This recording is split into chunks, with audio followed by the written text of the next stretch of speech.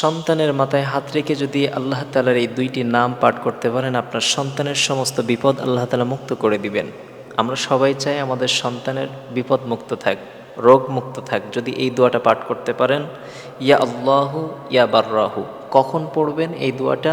5 ওয়াক্ত সালাতের পরে, অথবা পবিত্র অবস্থায় আপনার সন্তানের মাথায় হাত রেখে, অথবা যদি আপনি তাহাজ্জুদের সালাত আদায় করে যদি শেষ রাতে এই তাহাজ্জুদের সালাত আদায় করে পবিত্র অবস্থায় আপনার ঘুমান্ত সন্তানের মাথায় হাত রেখে আপনি যদি এই দুইটা দোয়া পাঠ করেন, ইয়া আল্লাহু ইয়া বাররাহু, ইয়া আল্লাহু ইয়া বাররাহু, এই দুইটা নাম 3 বার করে পাঠ করে আপনার সন্তানের মাথায় হাত রেখে যদি এই দুইটা নাম পাঠ করতে পারেন, তাহলে আল্লাহ তাআলা আপনার সন্তানের সমস্ত রোগ মুক্ত করে দিতে পারে, সমস্ত বালা মুসিবত দূর করে দিতে পারে।